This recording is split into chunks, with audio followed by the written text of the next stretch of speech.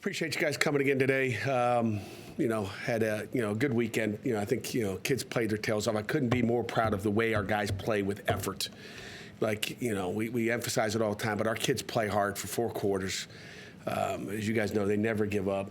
From first year to 10th year. I mean, they are gonna give you everything they've got. That's what I love about them. Wins are hard, and then wins on the road are even harder. So. My hat goes off to them. And again, I think North Carolina is a good football team that if they keep their heads up, we're going to win a lot of football games. So, some of the things that, kind of stood out to me, and again, there's good, there's always the good and the bad. And there's, the bad obviously is what we focus on as coaches, unfortunately. But some of the good was, they only had 4 explosive gains. And, to me, anytime we hold someone to 4 or less explosive gains, we're 70% win. We got a 70% chance of winning. We held them to 4, and I think that's 2 weeks in a row, or maybe 3 weeks in a row that we've done that. But anytime you can hold people, and again, of the 4 they got, we kind of gave it to them because we had some mental errors on the plays. It's not coming down to physical where we physically just, where they had a great play, we physically just couldn't handle it. There's some mental stuff that we got to straighten out and get right. Either take away the ability to be able to do some of the things we're doing, or get them to do it the right way. But and then offensively, we had 9. Again, our goal was to get 9 or more, and we got 9. And again, we're 70% win when we have 9 explosive plays. So those are the good things. And then I think the other thing you look at is, it doesn't matter what happens on first down or second down, what happens on money down. And we emphasize that. Matter of fact, it was a key to what we talked about. One of our keys to victory is winning money down. Doesn't matter what happens on first and second, but money down, you better win. When you look at the numbers, we're way above the average. We have some pretty lofty goals. I forget offensively and defensively what they are. I want to say defensively, we want to be 70% win on third down and 3+. I think we were 70% win. And again, money down, now includes with as many 4th downs as you're seeing is 3rd down and 4th down. So, just winning the 4th down. And again, our guys did an exceptional job. And, I mentioned it post game, just the success. We won 4 out of 6 short yardage, 4th down calls. That's or at least 4th down, whether they're short yards or not. Most of them were. I know the last one wasn't, but that to me, it's like that's when it comes down to you better make a play on 4th down, offensively to stay on the field, or defensively to get off the field. And again, offensively and defensively, we both won that. So, those are some of the highlights. And obviously, I'll stay away from all the negatives, but execution comes down to one of them. It's all about execution. Cal, another talented football team we get to play. Justin Wilcox, great coach, defensive-minded head coach. Team plays with an attitude. They play with toughness. You can see that on the video. The thing that comes to mind when I look at this Cal football team, and first time getting them in here to Acrisure and to Pittsburgh is speed. I think they got a ton of speed. When I think of their speed, I think of their running backs. Their backs overall. Their running backs and their quarterbacks, are talented. Running backs is exceptional. The next kid, number 25 is, I think his nickname is Jet. I got his nickname down. The Thomas kid is fast as well. And then I look at their defensive backs and their linebackers. Or, just their skill guys are maybe as good as skill guys we've seen this year so far. So that'll be a challenge for us. They're 3rd in the country in turnover margin. And 3rd in the country. I mean, they're being opportunistic on defense. Excuse me. They're making a lot of plays on defense. I think they have 14 interceptions on the year.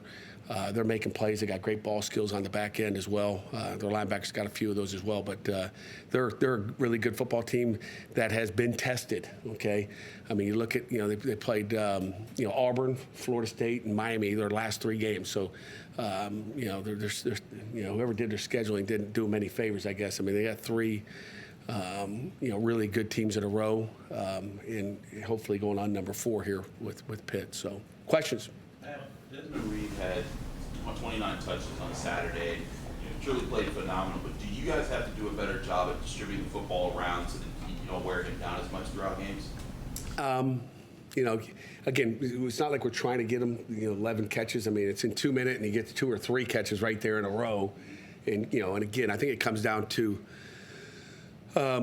just being smart with the football. I mean, Eli can take some shots and throw it down the field and distribute it more. But, like at the end of the day, I want the ball completed. I want, put it in our players' hands. Again, Daniel Carter can do the same thing. We've seen, do the same thing, and obviously Rodney can do the same thing. So I think we're not worried about like who gets it. It's about like what's the smart play.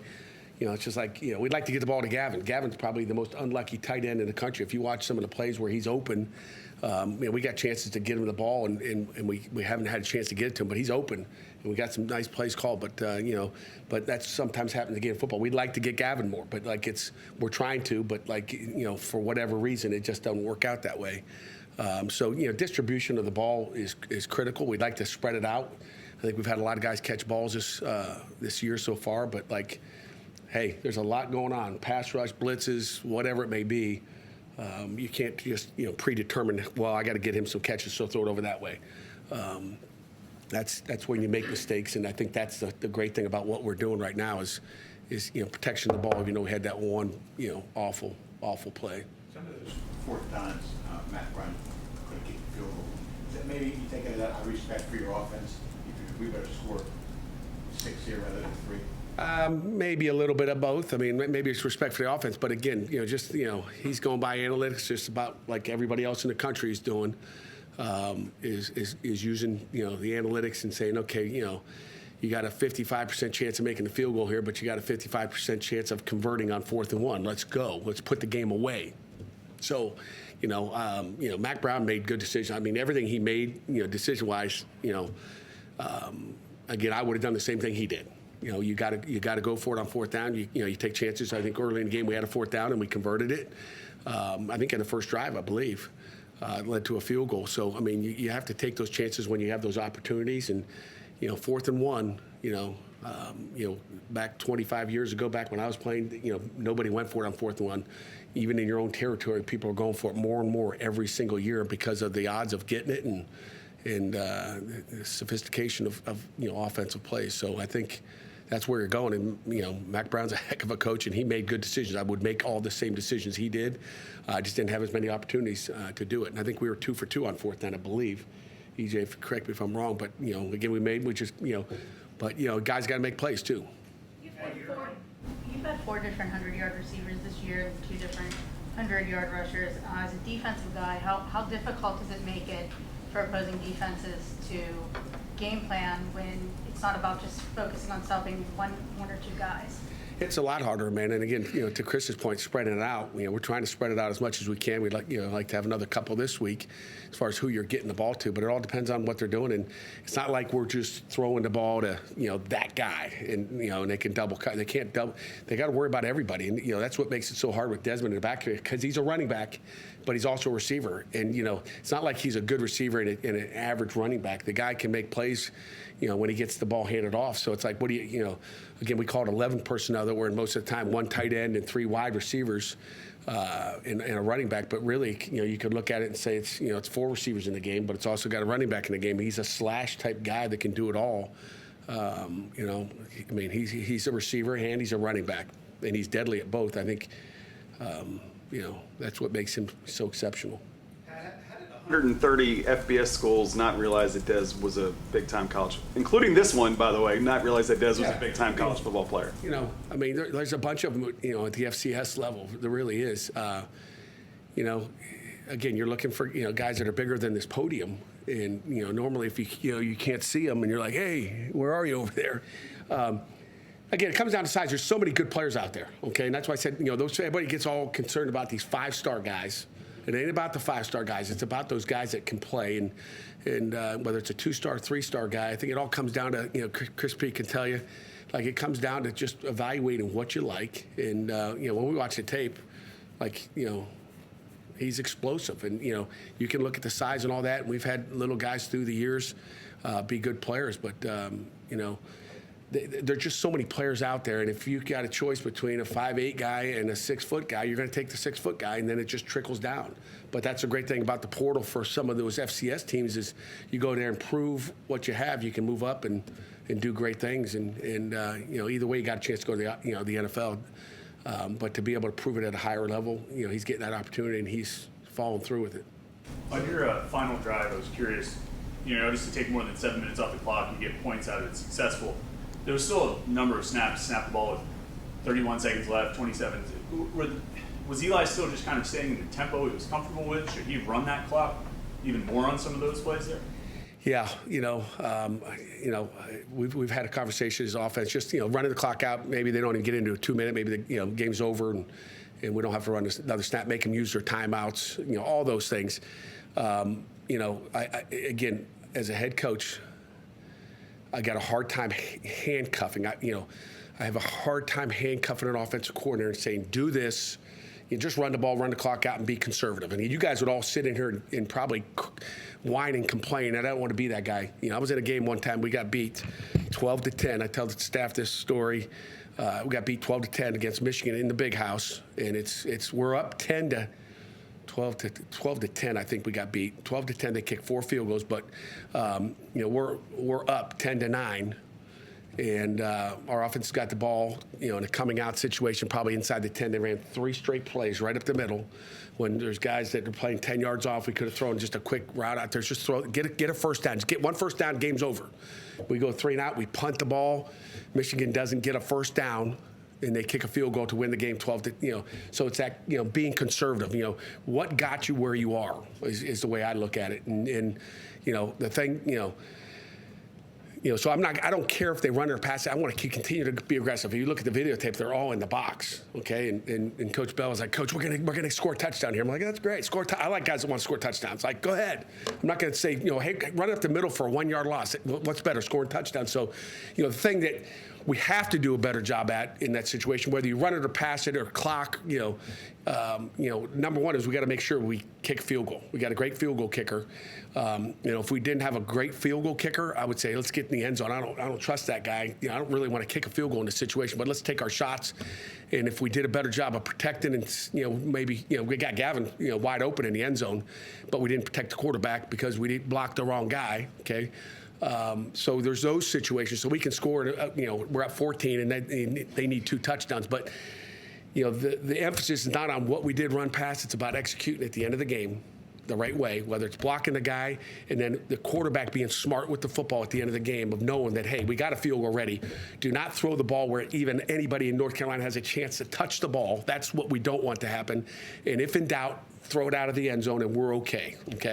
But we got to be smarter there, and that's rookie mistakes there. And I told Coach Bell just like and the last 2 plays we get our quarterback hit, and I don't want him hit either. So those are the things that I was disappointed in the last series. But as far as play calling, I want to go get him, and I want to be aggressive, and I don't want to handcuff a coordinator where he's stuck running the ball up there, and everybody's going, "What are we doing here?"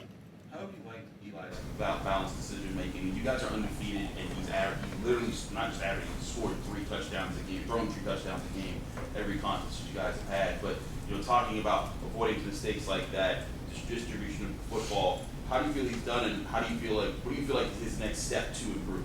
I think it's he's done a remarkable job as a redshirt freshman playing his first season. He's done an unbelievable job. But those are some of the things that we still have to work on, understanding the situation, and that, hey, it's like I told Coach Bates. I said, in our staff room, I'd say, Coach Bates, you feel better with a 10-point lead going to a 2-minute or a 7-point lead? And it's like, as a defensive coordinator, you want that 10 points. It's like, oh, if they score, we're okay. Everybody's a little bit looser on defense and lets us go, as opposed to playing tight. Like, we can't give them anything. Hey, they can get a couple yards. Doesn't matter. They got to score twice. They ain't scoring twice in a minute 33 or whatever was on the clock. So, EJ's game notes, there's a number next to your team's name for the first time in a while. Is that something that comes up in meetings, or do you tell kids to ignore it like you tell them to ignore it when maybe expectations ignore are it well. I mean, just like, didn't talk about it last night at all. But Tuesday, just talk about like, hey, refocus. Doesn't matter what we've done in the past. I mean, that's just the name of the game. That's what I've done forever. And like, I don't care the ranking. I don't care the preseason ranking. The only one I'm ranking we'll brag about is what our postseason ranking is, okay? And trying to win a championship. So those are the rankings that you worry about. Right now, midseason, if you get too caught up in, oh, look at us, we're ranked, good luck to you, That being said, what do you like about your team? 5 games in, what have you learned about them that maybe you didn't know on August 31st? Resiliency, I guess. I mean, toughness, like just the whole, the character thing. And, the other thing I talked about, I always talk a lot about those 4, words up there: attitude, effort, toughness, and knowledge. But like their attitude, I love their attitude. There's not a selfish, bone on our football team. At least they haven't shown it yet. I mean, I like their attitude. I like their their selflessness that they've shown. It doesn't matter who catches the ball, who has the big game as a receiver, who makes the sack. They're celebrating together. There's no whining afterwards. Well, I didn't get my chance. You're celebrating in the locker room. You got someone sitting in the locker over there. I've seen that before, where there's someone sitting in the locker room all by himself, kind of like, I didn't get to play. I didn't get to make a play. I didn't, whatever it is. I don't see that. And so that's what I've learned. That, this team is selfless. They're worried about, the we and not the me, what's good for me, which we continue to preach. And it's just, you just enjoy coaching this football team. Are those the reasons why teams make plays at the end of games and some teams don't? Like, you guys have had comebacks, you've made plays when you needed to on the road, at home. Is that what's up? Is there more to it than that, or are those the things that allow teams to make those plays? Yeah, I think that could be the point, because at the end of the game, we don't know who's going to make it. I mean, we ain't sacked the quarterback all day, and then Kyle Lewis comes up and gets a sack. It's like, it's about time we got one. And it's not all about sacks, but it's like you get them when you need to, but I think that's it can happen anywhere. It's not like you're running a route knowing that he's never going to throw me the ball. I'm going to go run this post route or this fade route, and he ain't going to throw it to me. Well, everybody's got a chance. Just run it and see what happens. So I think that's what it comes down to. Dejon Reynolds, for example. I mean, that deep ball, he caught that 40-yard touchdown. It's his first catch of the year, but he didn't run that route like he wasn't going to get the ball, and he wasn't necessarily the primary target on that one, but he became the primary target.